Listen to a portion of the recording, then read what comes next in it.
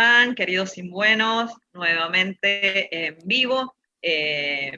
Hoy nos toca hablar de la economía en UCI.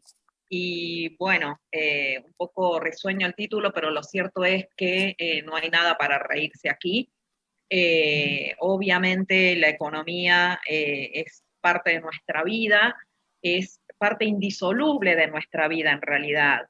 La economía en verdad es acción humana.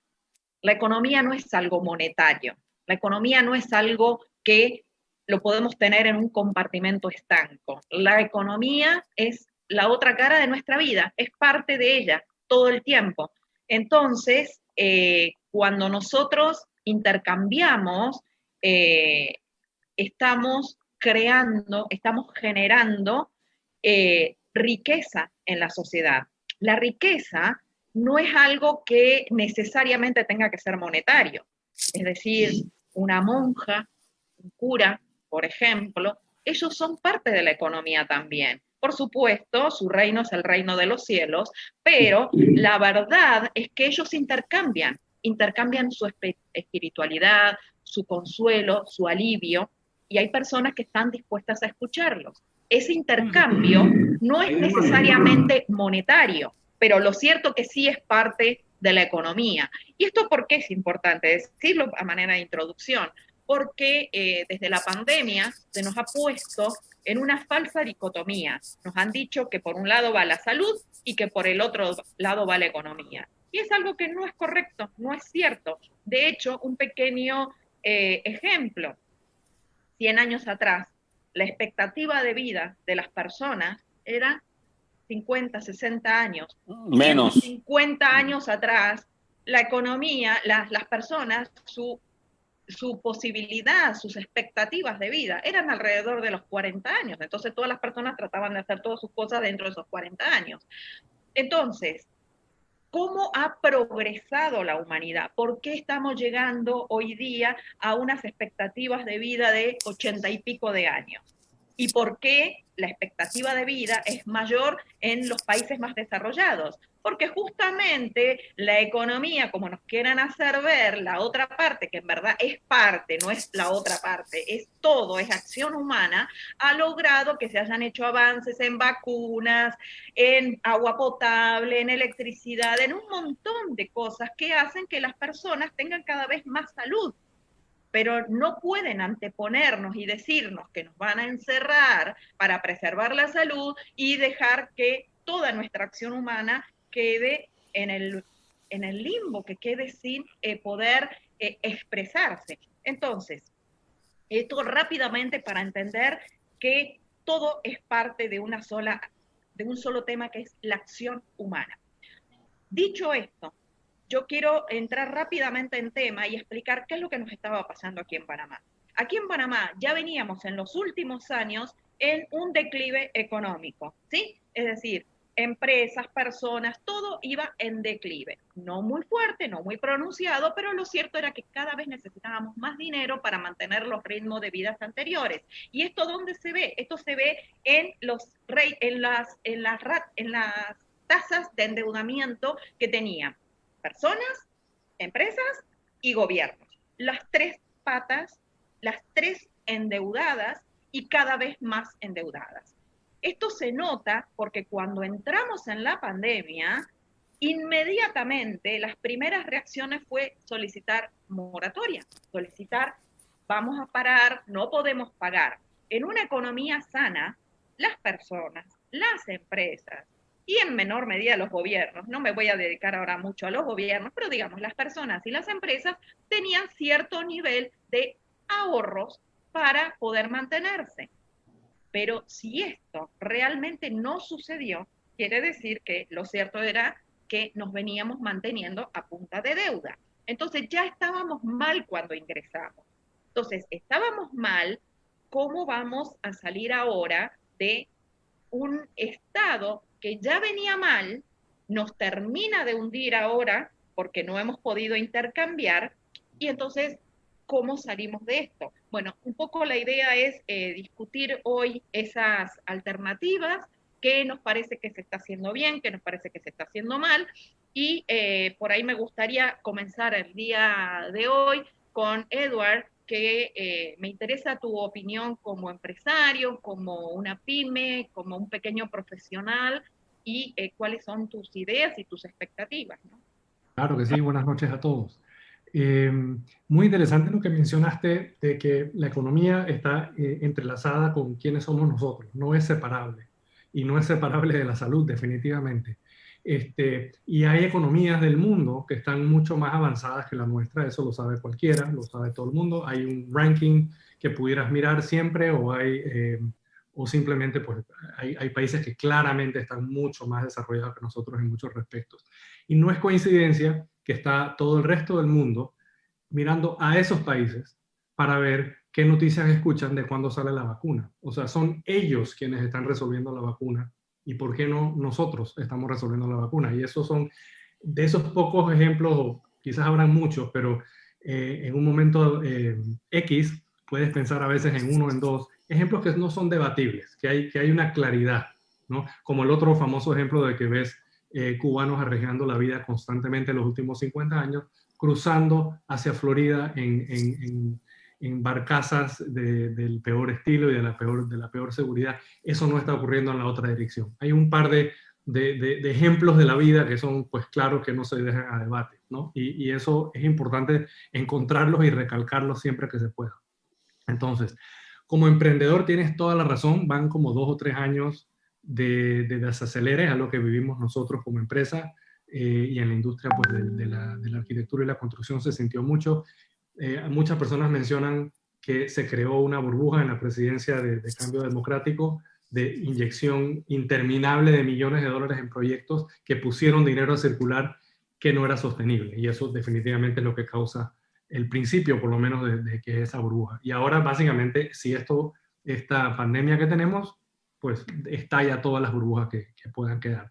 Eh, lo que veo con preocupación, número uno, es cómo el Estado, las normativas que está llevando, está hiper enfocado en salud y desde el día uno han inclusive explicado cómo ellos ponen a salud primero de economía, así que vienen ya con un pecado original, si se pudiera decir, de cómo resolver este error. Y bueno, las declaraciones recientes creo que hoy nos liberaron un poquito, nos regresaron un par de libertades más y por ahí se habla que viene un tercer bloque, pero creo que no están viendo las cosas desde la perspectiva correcta o no están viendo pues todo el abanico del asunto, porque hay confianza de consumidor que no se está tocando, hay confianza de inversionistas, de capitalistas. Lo que yo siento con mis clientes que tienen que enterrar mucho dinero para ver resultados más adelante es un temor de la falta de claridad y un temor de no entender de dónde va a venir el mercado para comprarles. Y eso no se resuelve con una abertura de bloque. No puedes ir de salón de belleza a salir los sábados a, bueno, ahora vamos a darle libertad a una parte del bloque 3. Así las consecuencias van a ser, la verdad, que nefastas para Panamá. Y Sí, dentro eso de es las cosas. quizás no entender una economía planificada, centralizada, versus una economía como tiene que ser de mercado, ¿no? Voy a terminar ahora contigo y voy a pasar a quien quiera aquí de los compañeros, pero ahí hay un punto importante que tocaste que a mí me gustaría rápidamente ilustrarlo con un ejemplo. La economía centralizada de Rusia, cuando era la antigua Rusia, la unidad o La los Unión estados, Soviética. la Unión Soviética, como no tenían precios para guiar su economía, buscaban el catálogo de Walmart. Y eso es increíble The Sears. porque, sí, porque, Wow. ¿por qué necesitaban ese tipo de señales? Ahí se demuestra el fracaso de una economía centralizada o planificada, es decir, queriendo ir por encima de las individualidades y preferencias de cada uno en el mercado, ¿no? Es un poquito lo que has dicho, no sé quién quiere continuar aquí, ¿no? Irene, dale, Roberto, dale. Sí, bueno, si quieres, yo hoy había pensado hablar un poco sobre el tema de que yo creo que a muchas personas lo tienen preocupados, que es qué es lo que va a pasar, digamos, en el 2021. El 2020 lo perdimos. ¿no? Entonces, ¿qué va a pasar en el 2021? De hecho, 30 años de expansión económica pueden haber traído muchas ineficiencias, no solo en las empresas privadas, sino en las finanzas personales. La gente endeudada en tarjetas de crédito, de carros, de una casa, esto, lo otro, electrodomésticos, televisores, todo lo que quiera. Nos habíamos acostumbrado a un estilo de vida que a lo mejor en estos momentos no es sostenible, ¿no? Y lastimosamente creo que la gente va a tener que comenzar a pensar de que esto no se va a arreglar pronto y comenzar a ajustar sus presupuestos familiares o personales para asumir. Yo diría que deberían asumir el peor de los casos, que el desempleo llega a 25 o 30%. Y yo sé que esto suena un poco oscuro, pero es la manera en que yo lo veo, y sería prudente que la mayoría de la gente vaya ajustando su presupuesto, su estilo de vida va a cambiar, y a lo mejor esa es la nueva normalidad que tanto hablan la gente, ¿no? Que tenemos que regresar a las enseñanzas del pasado, a las enseñanzas de nuestros padres. A mí me enseñaron, yo comencé a ahorrar, yo no sé, desde que tengo memoria. Metía la plata debajo de mi almohada, la sobaba, ¿no? Y estaba orgulloso de lo que ahorraba. Abrí mi primera cuenta de banco a los 15 años. Cuando me casé tenía $20,000 en el banco sin haber hecho la gran cosa. No había trabajado muchos años, pero siempre ahorraba mis regalitos. Yo creo que debemos ver las enseñanzas de nuestra juventud y a lo mejor enseñárselas a nuestros hijos, porque yo creo que esta nueva generación no ve las bondades de ahorrar dinero, de pensar en el futuro y de ahorrar para lograr una meta. Y este virus nos ha agarrado con una cantidad de deuda excesiva, creo yo, ¿no? Hay una gran tragedia ahí, Roberto, Bob, que hay que también educar en cómo ahorrar ahora, porque hace 100 años nuestros abuelos y bisabuelos simplemente guardaban dinero, y el dinero, estando fijado al patrón oro o algún otro orden de estabilidad, en realidad se conservaba en el tiempo. Y tú podías ahorrar, y esos $20,000 después, dentro de 30 años, todavía compraban lo que los $20,000 compraron cuando tú los tenías. Y ya eso ha dejado de ser. Así que quizás para otras semanas más adelante podemos hablar sobre eso hoy. Bueno, en cierta forma nos salvamos un poquito por tener el dólar, pero de todas maneras están imprimiendo como locos, ¿no? Exacto. Bueno, ese era el punto que quería tocar, y de pronto le doy la palabra a Roberto. A ver qué piensan, porque tú has tocado un punto importantísimo que vamos a volver en este bloque hoy, que es el tema de las finanzas personales. Ahora bien, tratando de cerrar un poco entre lo que dijo Edward y lo que has dicho tú, acá hay un punto en común. ¿Tú piensas que con las señales que está dando el gobierno la gente va a ir a ahorrar? Te explico por qué. Porque en verdad nosotros, esta inyección de dinero que se le ha estado dando a la economía a punta de deuda y emisión de bonos, ha sido en los últimos 15 años, digamos desde el 2010, ¿no? 10 años. ¿Qué ha pasado? El gobierno ha estado inyectando dinero todo el tiempo a la economía, estimulando. Entonces, lo que la gente percibe es que tenemos dinero, podemos gastar, y hay un tema ahí que se está dando una señal equivocada de que una economía funciona a base a consumo. En realidad no es así, porque el consumo, por consumir, no te lleva absolutamente nada, porque para consumir primero tú tienes que haber producido, y lo cierto es que la productividad de Panamá no ha aumentado. Lo que ha aumentado es el consumo, y todas estas grandes burbujas que se han formado, que comentaba Edward, específicamente en el tema de construcción, porque es en la industria donde mayormente se da este fenómeno, es que se dan señales falsas al mercado. ¿Cuáles son las señales falsas? Aquí no pasó nada, nosotros tenemos plata, hay dinero en la economía. ¿Y por qué lo dije? ¿Y por qué lo digo ahora? Porque es la misma señal. O no sé si ustedes, por ahí, Robert, me puedes decir, las personas siguen viendo esta misma señal de que aquí no pasa nada, el gobierno sigue entregando dinero, acabamos de pasar por una pandemia o estamos pasando una pandemia, pero no se preocupen porque aquí hay dinero en la economía para seguir gastando. Están muy equivocados. Ok, vamos a ver qué dice... El gobierno está muy equivocado porque yo analizo cómo me siento yo. Y en estos momentos me daría, yo tengo mis reservas, no voy a decir cuántas, pero por ser ahorrador tengo mis reservas. Digamos que en otros tiempos la gente pone las reservas a funcionar si ven oportunidades de negocio o de inversión que valgan la pena. Pero aquí no se ve absolutamente nada, ¿no? Ok, vamos a ver qué dice Roberto y después volvemos nuevamente. No. Llevarme tanto tiempo. O sea, mi enfoque en el... Yo considero que el primer tema...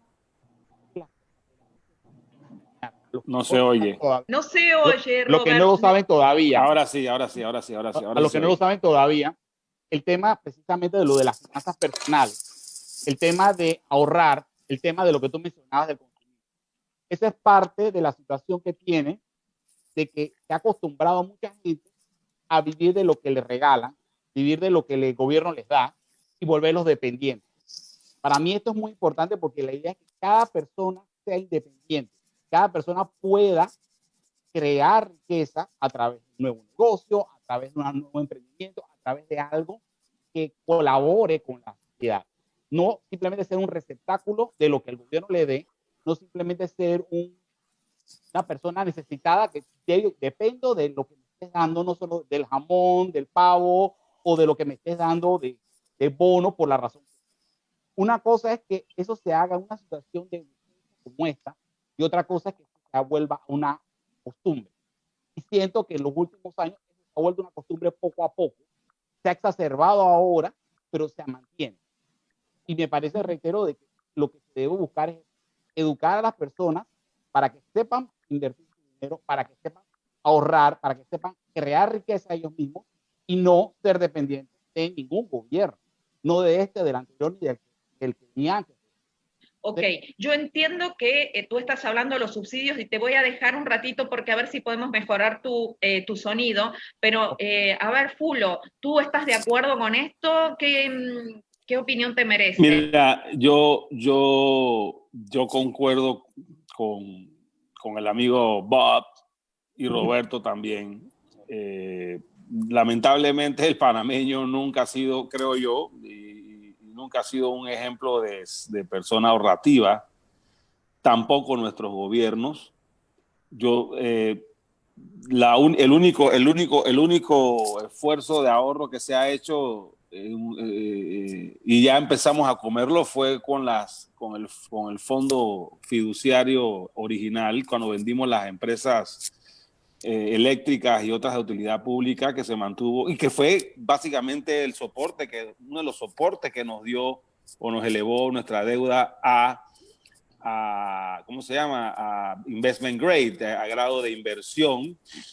Sin embargo, 35 años después y luego de haber pasado yo diría que una orgía de inversiones bastante salvaje en los últimos 15 años, ¿no? Pensando en el gobierno de Martinelli. Yo le pongo un ejemplo. Yo fui viceministro en el gobierno de Mireya Moscoso 2 años y medio, y en los 2 años que yo estuve ahí en el gobierno, el presupuesto de inversión anual no llegaba a los $500 millones. El presupuesto de inversión anual no llegaba a $500 millones, ¿no? Y eso hoy se gasta, hoy no gastamos eso. Hoy no gastamos eso en hielo alcoholado, ¿no? Entonces, pero lo que el punto es que, 30 años después, y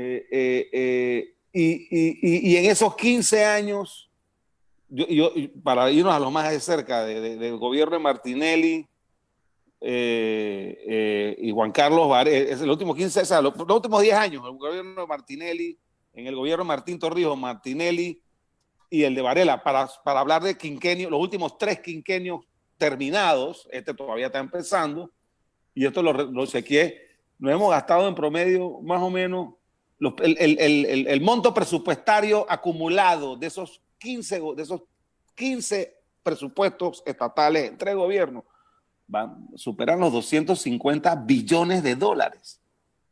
O sea, eso es 250.000 millones de dólares en 15 años en un país de 4 millones de habitantes.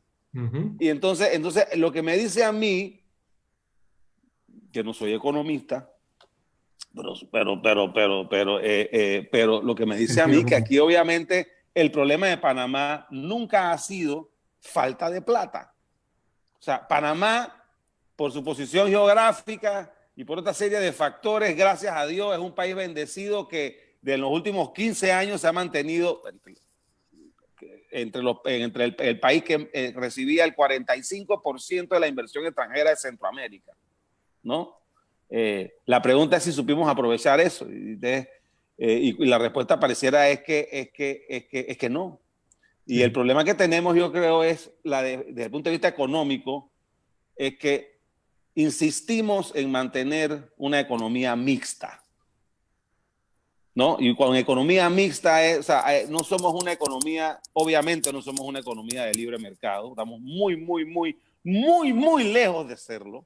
Tenemos controles de precios, tenemos controles de salarios, tenemos restricciones contractuales rígidas, tenemos el 90% de la salud del país socializada, tenemos el 85% de la educación socializada, porque es pública, y si nos vamos así, tenemos las regulaciones financieras más estrictas de Centroamérica y de aperturas de cuentas, etcétera, etcétera, etcétera. Y por el otro lado, tenemos muy poca libertad y a mi criterio el camino que debemos ir es salir de esa economía mixta, no irnos a la izquierda y irnos a una economía socializada como la de Cuba o como la de Norcorea o como la de Venezuela o como la de Nicaragua o como la de Argentina, en esos diferentes matices, sino irnos a una economía abierta, bajar las regulaciones, no modificar temporalmente el Código de Trabajo, hay que eliminarlo. El Código del 72 hay que tirarlo a la basura y sacar un nuevo código laboral que sea flexible, que esté acorde con los tiempos y que genere empleo. Código, y entonces no está. Me preocupa que nos estamos yendo. Sí, me preocupa, que promueva el empleo, pero me preocupa es que nos estamos yendo, por lo que estoy viendo, en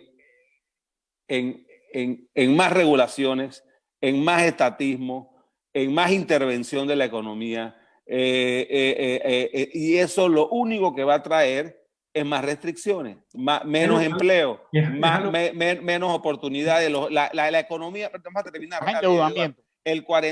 Más endeudamiento. Antes de la pandemia, el 49, y se ha mantenido estable en los últimos 30 años, porque desde que fui viceministro hace 16 años, también escuchaba el mismo número. Tenemos más de 20 años de tener el 49% de nuestra economía informal. ¿Qué significa eso? Que son empresas pequeñas que generalmente por razones regulatorias y de no poder cumplir con las enormes cargas impositivas y de tramitología que se le da al emprendedor, no puede entrar en la economía formal y se va en la economía informal, que en Panamá es 49%, desde hace más de 15 años es altísimo y no estamos haciendo nada, no hemos hecho nada en esos 15 años para ver cómo formalizamos eso. Entonces, me preocupa que aquí ya de por sí se haya hablado de que el Código de Trabajo no se va a tocar. Si no se va a tocar, no hay nada que hacer. Perdón, el ser humano siempre va a reaccionar por incentivos. Y hay una razón importante por la cual 49% de la economía es informal.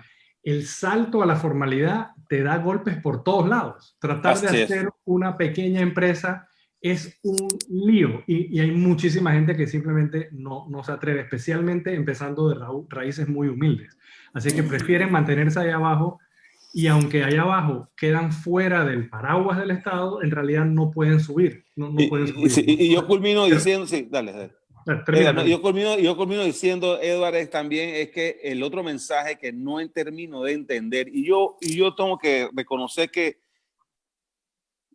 si hay algo desde el punto de vista teórico y de perfil que debiera darnos a nosotros algo de tranquilidad, es tener a una persona del calibre de Héctor Alexander en el MEF, ¿no? Una persona que desde el punto de vista no solamente de preparación académico, y yo diría que hasta de ideología, lo veo bastante, por lo menos yo lo veo bastante afinado con lo que se debiera de hacer. Sin embargo, no termino de entender, por ejemplo, el tema del presupuesto del 2021, y ahí quisiera también escuchar a ustedes qué opinan. O sea, ¿cómo es posible que un presupuesto del 2020, en el 2020, el déficit fiscal va a llegar al 48% del presupuesto? ¿No? Eso fue, creo que salió en la prensa antes de ayer o algo así. O sea, va a ser... ¿Ah? No es tan así, no es tan así, sino que no es tan así, sino que que el déficit en realidad va a aumentar el 50% de su porcentaje, ¿no? Pero no importa, no importa. El punto es cómo enorme. Ok, sí, exacto. Pero el punto que voy es cómo haces un presupuesto, cómo salimos con un presupuesto en el 2021 5% o mayor. Eso debe, o sea, cuando uno hace un presupuesto, no, o sea, ¿dónde está? O sea, pareciera los recursos. Pareciera que la economía en el 2021 en enero va a empezar robusta. Y esa diferencia es lo que no entiendo. Eso va a la creencia de que el Estado, o sea, keynesiano, de que el Estado es el que va a impulsar la economía con toda esta inyección. Sí, pero ¿dónde vas a sacar? Exactamente, ¿dónde el Estado puede planificar. ¿Dónde vas a endeudar y endeudar más?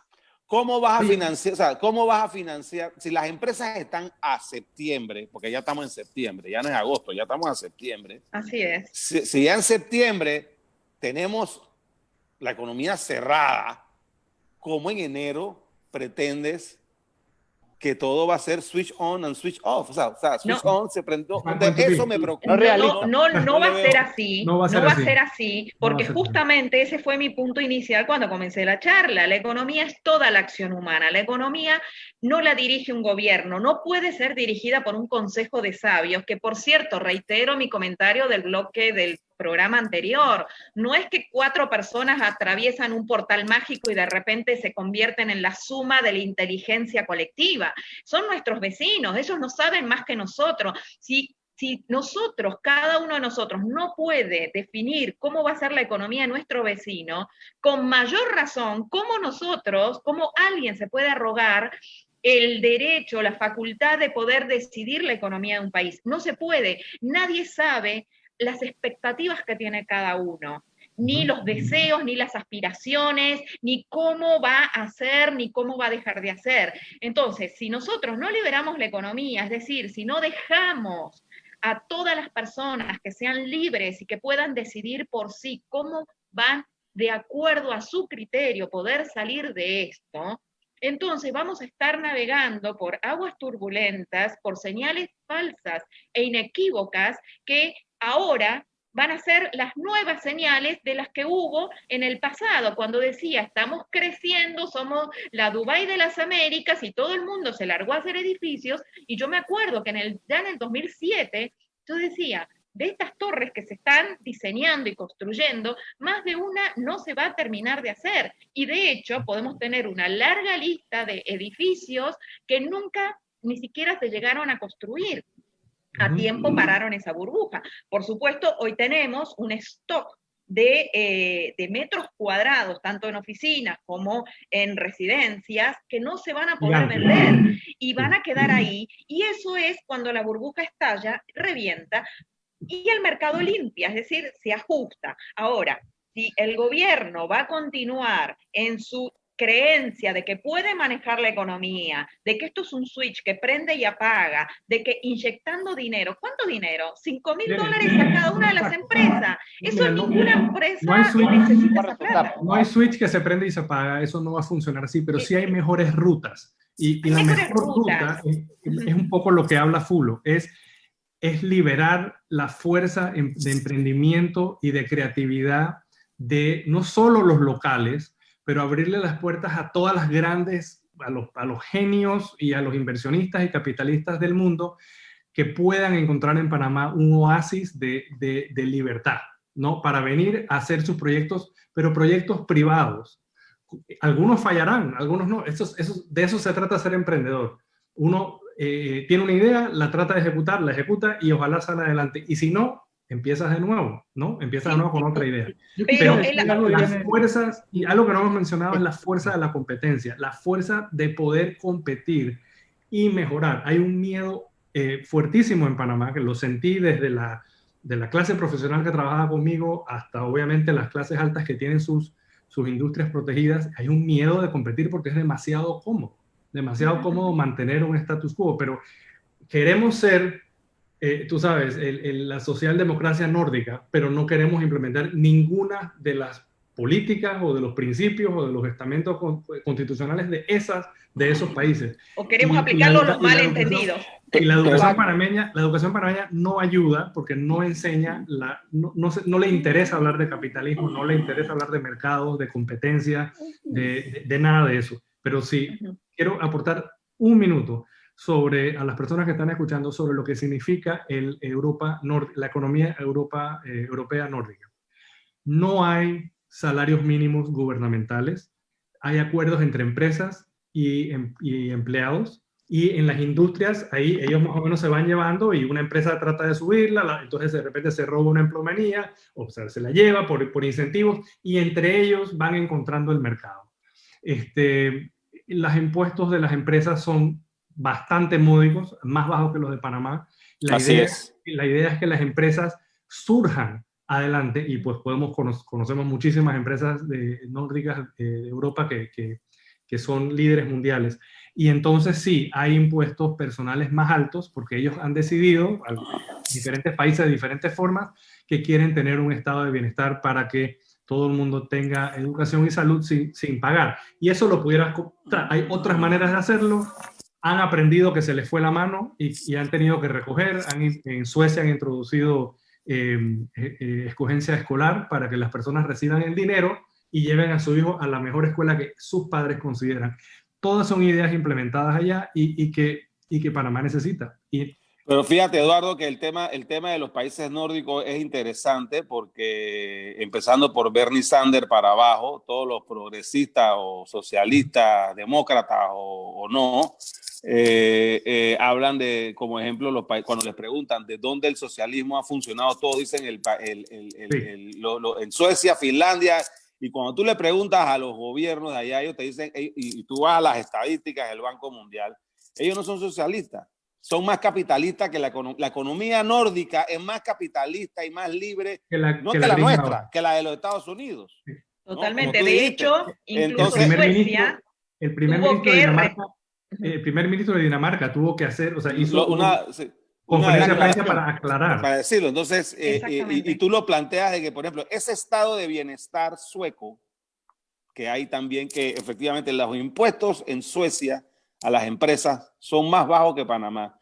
Ellos sí graban altos impuestos a las personas porque han decidido mantener un estado de bienestar, pero ese estado de bienestar no lo mantiene la iniciativa estatal, la mantiene la economía capitalista, que al día de hoy, cuando uno revisa los índices del Banco Mundial de las economías más libres y más libres, ¿cuáles son los países que encabezan esa lista de países más libres, donde hay más libertad de emprendimiento y hay más libertad económica? Los países Suecia, Finlandia, Noruega, etcétera. Entonces, o los países de la ex cortina de hierro, ¿no? Que aprendieron comunismo. Tienes otro, tienes Estonia, tienes otro, o sea, entonces aquí yo no creo, o sea, aquí lo que tenemos, yo no creo que aquí en Panamá tengamos una población con inclinaciones socialistas desde el punto de vista ideológico. Yo no creo. Yo creo que al panameño... Yo creo que aquí se está mirando en la dirección... No, déjame terminar, Roberto. Yo creo que el panameño común, a fin de cuentas, no necesariamente quiere ir a Cuba, ni ve como su ejemplo Nicaragua. Al contrario, ellos todos quieren ir a Miami, a Dayland, aunque no lo digan. Pero yo sí creo que, y eso viene un poquito de arrastre, bastante, de arrastre de los 21 años de dictadura, donde donde sí hubo un estatismo exacerbado de intervención estatal que lamentablemente en 1990 el gobierno post-invasión no hizo mayores ajustes para tratar de dar un giro a un Estado más, digamos, más pequeño, más eficiente, menos interventor. Y eso es lo que pasa con las economías mixtas.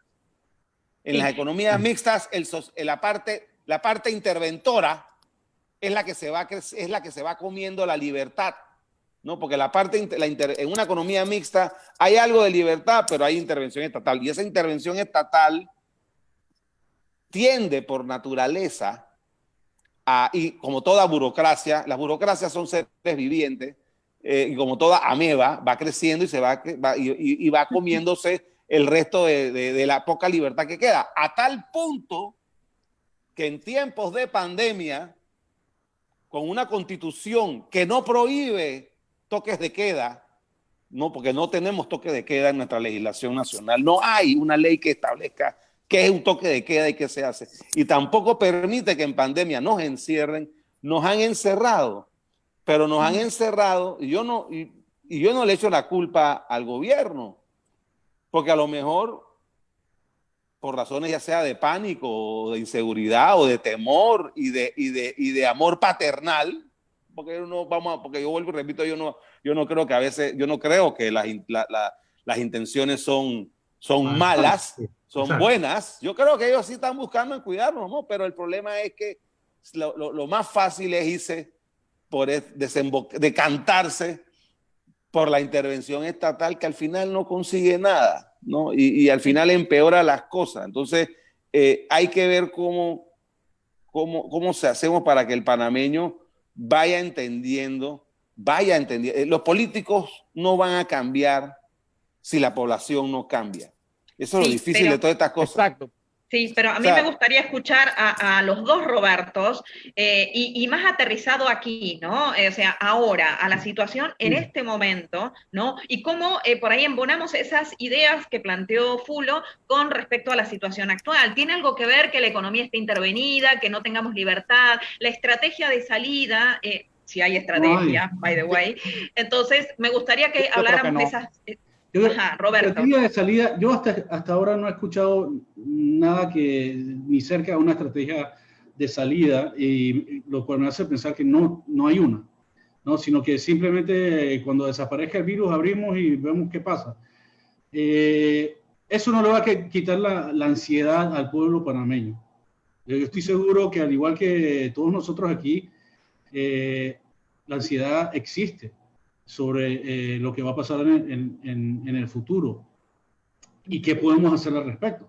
No hay muchas cosas que podamos, igual que dije la semana pasada, lo único que podemos controlar es nuestro comportamiento, y en base a eso, lo único que en estos momentos podemos controlar, porque el desempleo y los despidos y etcétera, eso no lo podemos controlar. El mercado se tiene que ajustar, y los despidos van a estar y van a ser permanentes en gran parte.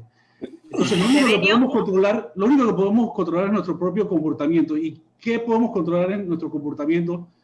Es ajustar el presupuesto familiar o individual. Asumir lo peor y esperar lo mejor. Lo mismo que dije la semana pasada. Y bueno, hay que sentarse, y ya yo lo he hecho con mi esposa. Hay que sentarse, ver cuáles son los gastos, dónde podemos recortar y cuánto podemos recortar. Créanme que hay muchos lugares donde se puede recortar y que uno jamás lo había pensado, pero sí los hay. Okay.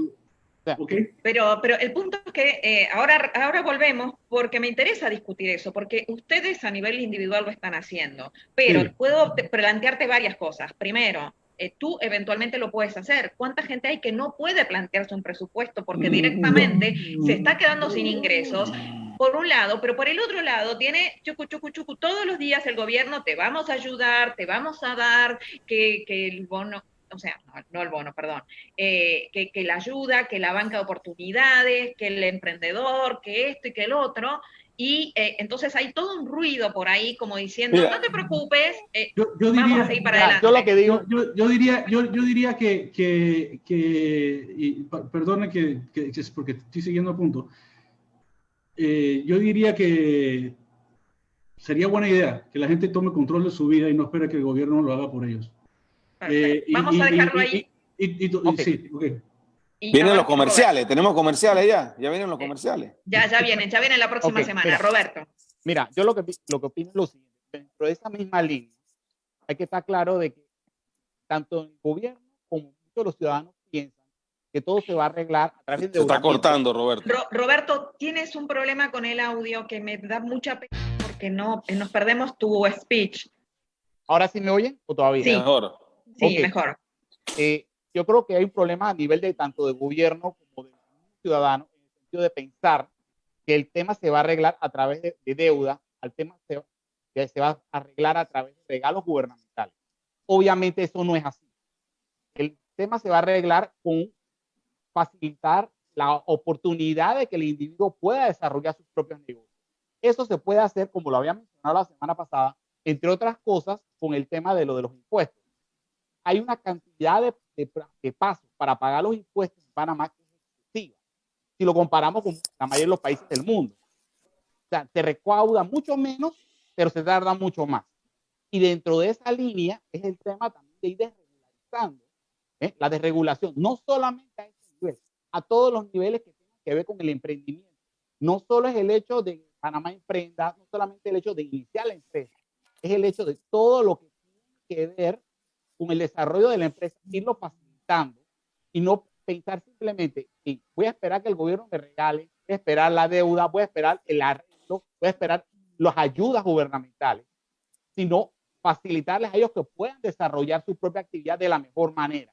Y eso es lo que creo que está faltando. O sea, la deuda sola, el regalo solo no va a resolver. Lo que lo va a resolver es liberalizar la economía, la transparencia y el darle la oportunidad a cada uno de desarrollar sus oportunidades. Ok, a mí me toca un poco interpretar todo lo que estaban diciendo ustedes y por ahí llevar a la parte más dura de esto, que es decir la verdad, ¿no? Aquí, lamentablemente, como inicié hoy la charla, ya nos había agarrado mal. O sea, la pandemia lo único que ha hecho es poner por ahí blanco sobre negro o precipitar una situación que de todas formas se iba a dar. Entonces, hay algo que nosotros hablamos siempre, que el mercado limpia. ¿Esto qué quiere decir que limpia? Que lamentablemente hay muchas empresas que van a quebrar. Y eso hay que decirlo, pero no es que van a quebrar ahora por la pandemia. La pandemia lo único que hizo fue acelerar los tiempos. Hay empresas que ya venían ilíquidas. ¿Qué significa esto para la gente? Que lo que nos están escuchando. Miren, tanto sea en su vida privada, en una empresa, en el gobierno, pero el gobierno, como digo, siempre lo dejamos para el final, uno tiene que tener reservas, liquidez, efectivo, cash, ¿no? Para poder manejarse y realmente eso es lo que determina y la señal que uno tiene si las cosas van bien o mal. Pero ¿qué pasaba acá? Muchas empresas cuando inició la pandemia ya venían absolutamente endeudadas, ya se estaban apalancando en deudas. ¿Qué quiere decir esto? Que estaban haciendo correr sus negocios no en base a sus ingresos genuinos o a su disponibilidad, sino que venían en base a préstamos. Es decir, cuando tú necesitas un préstamo para pagar tu planilla, tú estás mal. O sea, ya estás mal. Y eso implica, tanto a nivel empresas, como a nivel individual. Las personas, hay muchas personas que tenían sus tarjetas de crédito al tope. Entonces, ¿qué pasó? Ahora estamos viviendo todos en una especie de burbuja, por decirlo de alguna forma, o estamos en el limbo, o estamos en una especie de estado casi hipnótico, donde nadie está pagando nada, entonces, bueno, no pasa nada. Pero el problema va a ser que a más tardar el 31 de diciembre, el 1 de enero, el 2 de enero, se acabó la moratoria. Se acaba todo, pero con una realidad mucho más dura de la que habíamos tenido inicialmente al inicio de año. Entonces hay muchas empresas que por más ayuda que sea, por más, van a fracasar, van a quebrar. Esas porque ya venían mal de antes, esas ya venían mal. O sea que la pandemia acelera, pero hay otras que ya quebraron y no, lo único que exacto, no nos hemos y no enterado. lo realizaron. No lo han realizado todavía. No nos hemos Pero enterado. hay otras empresas que lo que va a hacer la pandemia es quebrarlas, en algunos casos, o ralentizarlas, o no dejarlas saltar y exponer y salir con toda su potencialidad. ¿Por qué? Porque le han cortado justamente esta interactividad, esta acción humana que es la que necesitan todas las empresas y personas para intercambiar y producir riqueza. Entonces, en este contexto, lo que estamos haciendo en este momento es tapando un sol con un dedo. Y hay otra cosa más importante. Hay un mensaje muy funesto desde el gobierno que es hay que reinventarse.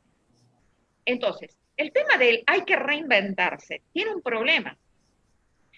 Probablemente las empresas ya necesitaban tener otro tipo de exposición más a la tecnología, probablemente había negocios que necesitaban estar online y que no lo estaban haciendo, y ahora aceleradamente con esta situación se han metido en tecnología, en un montón de cosas. Pero ¿qué pasa con esta famosa reinvención? Probablemente estén con una mala señal del mercado, metiéndose en negocios que van a ir al fracaso. Hay algo que se llama expectativas racionales en economía, que, resumiendo, es un tema de cómo nosotros estamos visualizando nuestro futuro, qué posibilidades vemos de que los negocios funcionen, en base un poco también al histórico, ¿no? A lo que veníamos haciendo antes y lo que se viene para más adelante. Entonces, aquí es importante que para las personas que nos escuchen, que puedan, como decimos, a veces separar la paja del trigo, ¿no? Poder entender lo que es ilusión de lo que es realidad. Entonces hay muchas personas que, por ejemplo, o empresas que van a invertir muchísimo en tecnología. ¿Por qué? Porque hay que estar online. ¿Y qué va a pasar después? Una vez que se abra, una vez que las cosas vuelvan o recomiencen nuevamente, regresen a la normalidad. Se me juntan todas las palabras. ¿Qué va a pasar con eso? Es que la gente, en verdad, no pide el delivery todo el tiempo. La gente la gente va al restaurante, la gente quiere ir a probarse su traje, ir a mirarse en un espejo, tocar la mercancía. Hacerte la queratina. Exactamente. Entonces, ¿qué pasa? ¿Qué pasa con esto? Va a haber muchísimas inversiones, va a haber muchos reinventos que no van a funcionar, porque funcionan ahora, durante este tiempo de coyuntura. Entonces, hay muchos negocios, por ejemplo, que han surgido ahora. La cantidad de negocios de comida, y yo no quiero ser una persona que tiró mala onda o mala vibra, pero lo cierto es que uno puede rezarle al Dios que uno quiera y puede sentirse positivo y pensar todas las mañanas y decir, el Señor me va a acompañar. Pero lo que esta gente no entiende es que el Señor me acompaña a mí, pero acompaña a 4 o 5 más que piensan igual que yo, y el Señor no puede crear 5 clientes. Hay un solo cliente que se van a disputar estos 5. Pero como ahora estamos todos restringidos y es una economía totalmente intervenida, ¿qué es lo que sucede? Todo el mundo se pone a vender online, a hacer comida online, y hay muchos que saben, y eso es lo importante, tener claro que hay situaciones que son de coyuntura, que son por el momento. Fine, aprovecha de eso, hazte tu industria, fabrica mascarillas, pero las mascarillas no van a ser tu industria de por vida. Eventualmente vamos a regresar a la normalidad. Entonces, ¿qué pasa? Hay un montón de empresas que se están creando con señales equivocadas del mercado. ¿Sí? Entonces, a los emprendedores, a las pequeñas empresas, a los empresarios, que son a los mini empresarios, hay que decirles, señores, lean la realidad. ¿La realidad cuál es? Es esta que tenemos. Lo que estamos pasando en este momento es coyuntural, es por el momento. Si tú quieres ponerte a fabricar mascarillas, ok, fine, hazlo. Pero tú tienes que saber que tu horizonte temporal son 5 meses, 1 año, no más. No descuides tu verdadero negocio. No construyas una fábrica para hacer mascarillas. Sí, Irene, el punto para mí, o sea, yo siento, no sé si ustedes sienten igual, yo siento que ahora mismo todos estamos en una especie de limbo, ¿no? Sí. Porque como hay moratoria, ¿no? nadie cobra, Exacto. nadie paga. Y bueno, y lo que ahí nos estamos balanceando. Todavía, yo, por lo menos para mí, yo hubiera querido ser tan ahorrativo como mi amigo Roberto. He ahorrado algo porque a la larga, pero no ha sido tanto así. Y uno en estos momentos uno se da cuenta a veces errores que comete en el pasado, y estamos todos para aprender. Y uno está como, no pasa nada. Ahora mismo estamos en off y el 1 de enero vamos a estar en on. Y eso no va a ser así. O sea, no, el 1 de enero, el 31 de diciembre se acaba la moratoria. Eso implica que vamos a tener todos que empezar a pagar no solamente lo que debemos, sino lo que hemos acumulado. Por eso se acabó las vacaciones. Entonces, ¿qué va a pasar?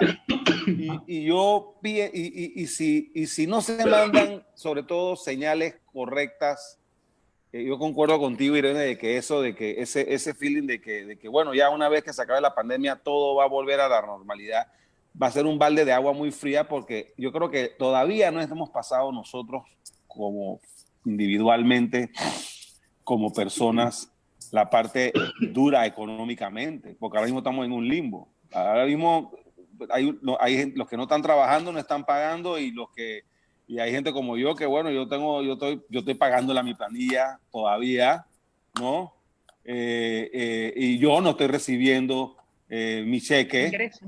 Ingresos, yo no estoy recibiendo mi cheque, pero yo estoy pagando ciertas cosas y me he cogido a una moratoria, pero yo estoy clarito que cuando el estrés va a empezar el 1 de enero, cuando ya el banco y los demás acreedores te digan con justo derecho y con toda razón, ¿no?, de que van a cobrar lo que se debe. Entonces, ¿qué va a pasar? Yo siento que ahí mucha gente va a recibir un shock eléctrico, en el sentido de que no se pensaba en ese impacto. Me gustaría saber qué opinan al respecto. Yo siento que la gente está que la moratoria, no la estoy criticando per se, al principio, pero yo siento que también crea ese feeling de confiabilidad de que en enero y todavía no hemos llegado ahí. Y eso me preocupa.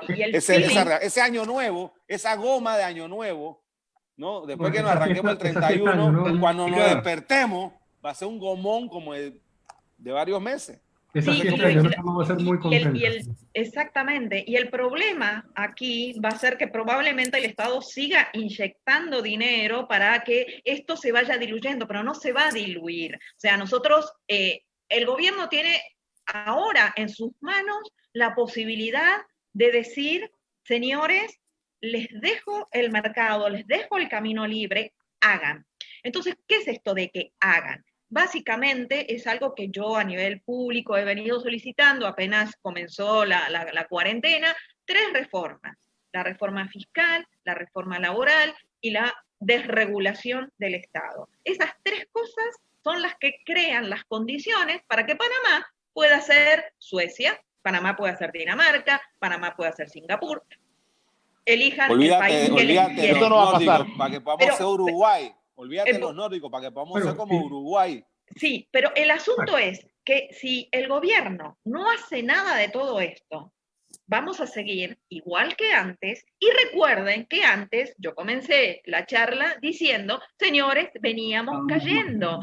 Nosotros tenemos que crear las condiciones, no para el extranjero o para las empresas extranjeras. Necesitamos crear las condiciones para el mismo panameño, para el local, para el panameñito que quiere poner su chicha, que quiere mejorar, que quiere poner su carrito mejor. Para todas esas personas, nosotros tenemos que facilitarle y darles un entorno lo más amigable posible, pero no lo estamos haciendo. Ahora sí, sacaron una ley de emprendedor, pero eso no sirve para nada. Lo que hay que hacer es leyes. La ley, por empezar, la definición de la ley es que tiene que ser general y neutra. Ninguna de las cosas que están pasando aquí. Se hacen leyes especiales y no son neutras, porque siempre afectan a unos o a otros. Entonces, lo que decía hoy Edward, bueno, vamos a generar las condiciones para que vengan empresas del extranjero a invertir. Créeme, Edward, que eso te lo hacen en 2 minutos, te sacan un decreto ley. Y este país es el país del decreto ley. Tenemos enclaves en Ciudad del Saber, tenemos enclaves en Panamá Pacífico, tenemos enclaves en las zonas libres de petróleo, que la bananera de Barú, que la SEM. O sea, cada vez que nosotros, el gobierno advierte que necesita algo, arma un decreto ley y fantástico para esa industria. ¿Y qué del resto? Qué interesante que atraer a estas empresas, ¿cómo las atraen? Con paquetes sencillos, simples, de impuestos bajos o casi nulos y 2 o 3 reglas claras. Y entonces exacto, viene pero si, claro, eso debería pero aplicar para extranjeros, todos nosotros. Pero exactamente, lo que es bueno para la pata tiene que ser bueno para los patos, ¿no? Hay que hay extenderlo a todo el país. Digo, exactamente. Exacto. Es como lo que llaman Panamá libre, todo el país sea igual que la SEMS, que le va muy bien, ¿no? Y en todo el país sea así. O sea, exactamente. otros países también están compitiendo. O sea, una de las cosas que la pandemia ha demostrado y mezclado con la era de la información, la libertad de viajar, lo económico que es viajar, es que la gente joven, las nuevas generaciones para Panamá no necesariamente van a sentirse que solamente se deben a Panamá. Hay muchas razones por la cual, pero también hay otros países que van a ofrecer increíbles incentivos para que te vayas a trabajar allá y a producir, o por lo menos robarse las mal. Exacto, pero cuando, por ejemplo... O sea, la competencia viene. ¿Vamos nosotros como sociedad, como nación, a aceptar la competencia y crecernos? ¿O vamos a tratar de proteger a medida que poco a poco nos vamos volviendo cada vez más pero el asunto es qué vas a proteger si ya no vas a tener industrias. Entonces, bueno, el asunto es acá. Cuando una empresa decide irse a Hong Kong, no va y dice, quiero hacer esta ley. ¿Por qué tú eliges Hong Kong? ¿Por qué eliges Estados Unidos? No vayamos muy lejos. Es más, tenemos un montón de países donde las reglas son iguales para extranjeros, para nacionales, y es una sola jurisdicción. Nosotros tenemos problemas con la OCDE, tenemos problemas con todos estos organismos internacionales. OCDE, exacto, ONU. Pero específicamente con la OCDE, ¿no? Con el tema de los impuestos. Si nosotros tuviéramos un solo impuesto bajo para todos por igual, la OCDE no puede ingresar en asuntos internos de un país. ¿Por qué la OCDE dice, o por qué opina, o por qué nosotros somos como es dañinos, peligrosos, el ring fencing, todo esto? ¿Por qué? Porque sabemos que hay diferencias. Es decir, una SEM, exactamente, una SEM no tiene el mismo tratamiento que tiene una empresa nacional. Tú me darías, no, pero la SEM es para afuera. Bueno, ¿sabes qué? Yo también quiero ser para afuera, no voy a ser para aquí adentro a Panamá, pero quiero tener el mismo régimen y no puedo. La última ley, ahora, esta que salió ahora, la de atracción de empresas de manufactura, un montón de cosas que uno podría refutar rápidamente. A nivel mundial, hace poco salió un estudio en mayo que la manufactura a nivel mundial se está retirando y está lo que se llama back to home, regreso a casa. ¿Qué significa regreso a casa? Que las empresas americanas que estuvieron durante mucho tiempo en China están regresando a Estados Unidos. ¿Por qué? Porque la política de Trump de bajarles impuestos, de darle todos estos tratamientos iguales para todos, pero para que sea atractivo para su industria, las empresas regresan a Estados Unidos, las empresas regresan a cada uno de sus países de origen. ¿Por qué vendrían a Panamá? Panamá no tiene mano de obra calificada, es decir, Panamá, si nosotros traemos una empresa autopartista, no tenemos mano de obra calificada, pero no porque seamos brutos, sino porque jamás estuvimos ensamblando carros. Entonces, para eso se necesita toda una curva de aprendizaje que las empresas dicen, hey, yo tengo que perder 3 años de tiempo para capacitar, pero si yo tengo este otro país aquí al lado que ya tiene mano de obra, ya tiene experiencia y demás. Entonces, después, si hablamos de obra de mano de obra menos calificada todavía, está Salvador, Honduras, México. Entonces, el asunto es que finalmente estamos por ahí abriendo espacios específicos para empresas. Y nosotros no necesitamos eso. Nosotros necesitamos leyes parejas para todo el mundo, para que cualquier panameño, sea un chiquito, sea un grande, sea una multinacional, diga, ¿saben qué? Me conviene invertir en este país. Y eso es lo que necesitamos ahora mismo. Es decir, si nosotros no abrimos la economía ahora mismo, no vamos a tener inversiones. Entonces díganme cómo este país va a rebotar y va a salir para adelante cuando ya sabemos que hay muchísimas empresas que van a cerrar, pero van a cerrar ¿por qué? Por la pandemia. En verdad, la pandemia nuevamente aceleró el proceso, pero ya hay empresas que venían de mucho antes con serias dificultades financieras por X o Y razón, pero no van a sobrevivir. Y esas empresas tienen un montón de empleados y estos empleados a su vez tenían otros empleados. Tenemos una industria que va a tardar muchísimo en recuperarse, que es la industria del turismo. ¿Por qué? Porque muchísimas razones por las cuales Panamá no ha desarrollado full su turismo. Entonces, ahora, entre que nos ponemos a practicar y volvemos a salir, ya nos hicieron el mandado muchísimas jurisdicciones que teníamos alrededor. Entonces, esto es la crítica, pero entonces, ¿cuál es la solución? Bueno, señores, la solución es esa. Con este código laboral no vamos a ir a ningún lado. Con esta burocracia no vamos a ir a ningún lado. Las empresas no hablan con los presidentes. Las empresas se instalan en un país. Un presidente, un gobierno, un ministro no tiene nada que hacer al lado de una empresa, ¿sí? Porque los intercambios se hacen entre privados. Cuando una empresa solicita el favor de un presidente de algo, empezamos mal. Empezamos mal. A mí lo que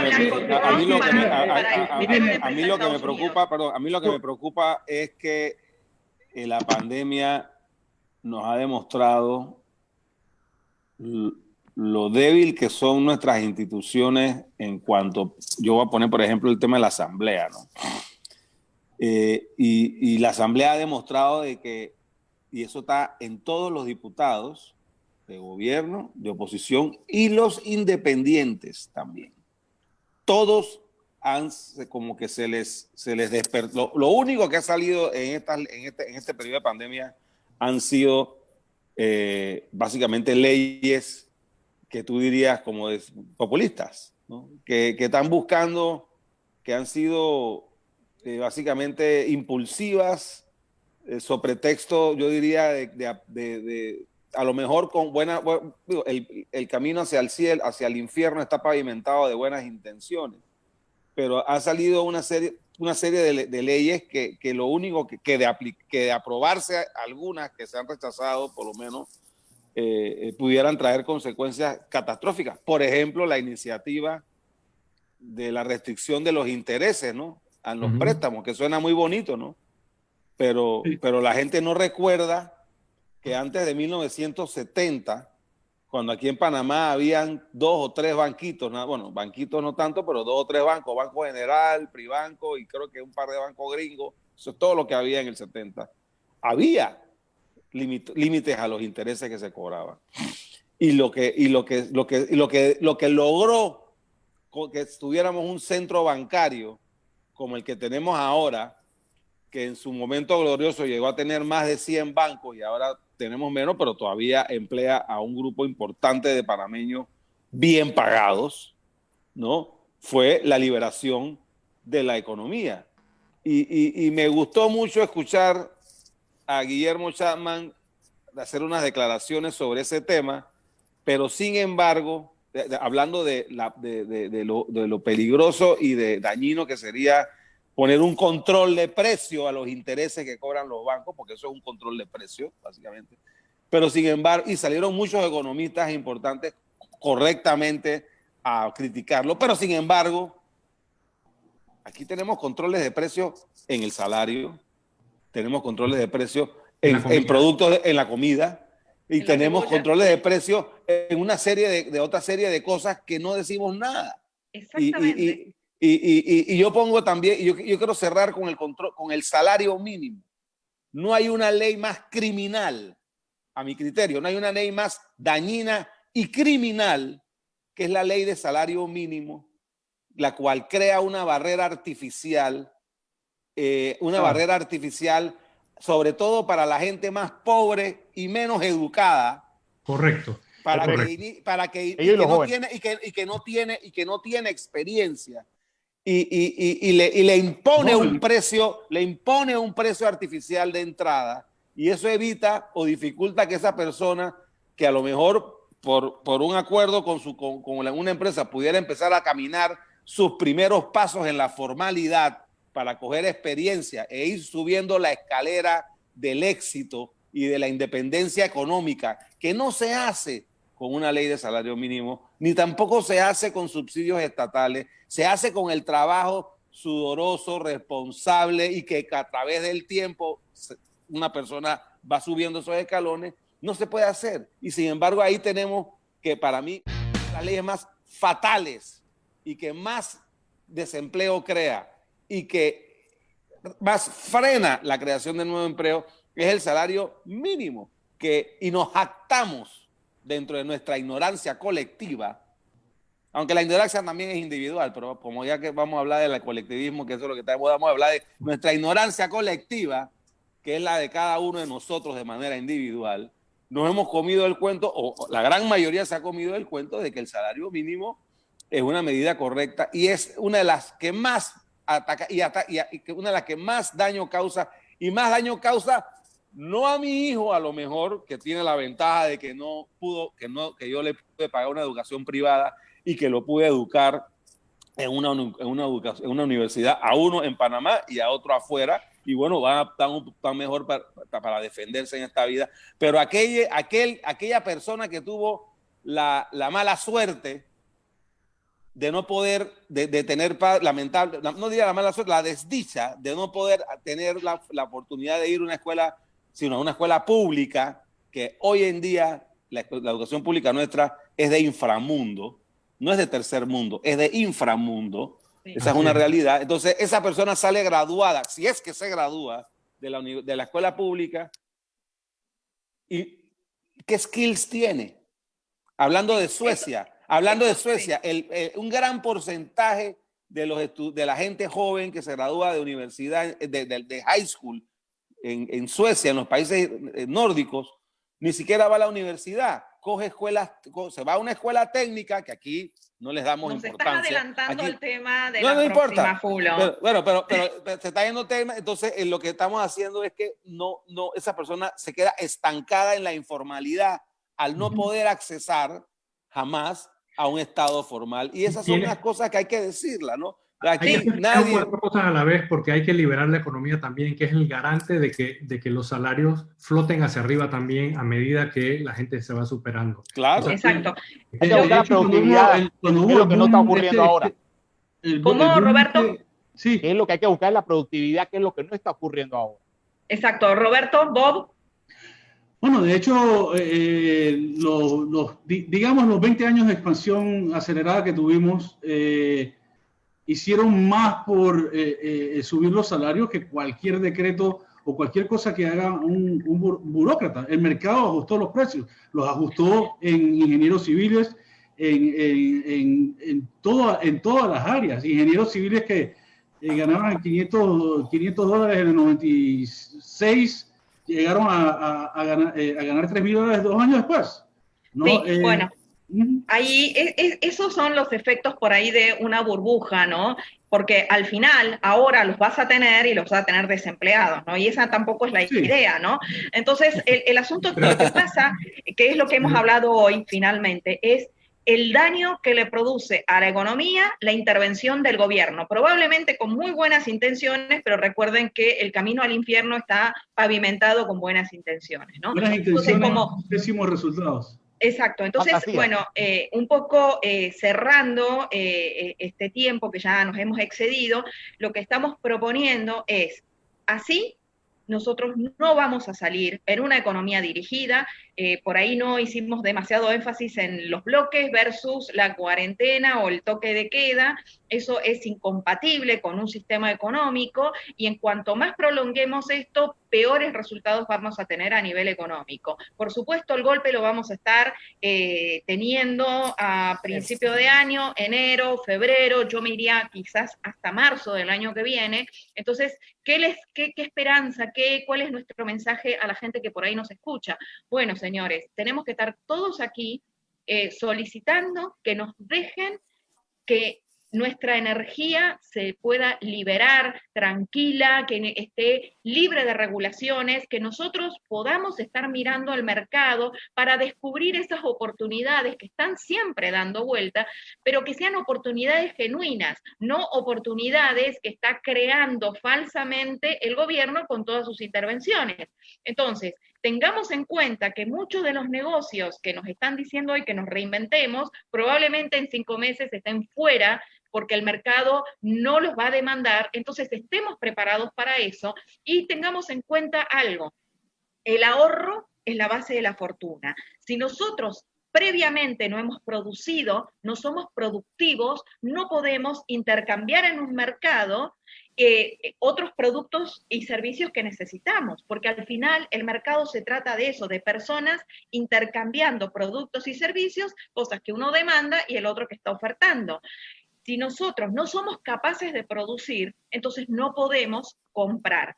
Así que los dejamos para la próxima y estaremos discutiendo los marcos institucionales, la corrupción, la educación, cómo esto hace que un Estado prospere o un Estado definitivamente falle. Saludos a todos, muchas gracias por ver a los buenos, nos vemos.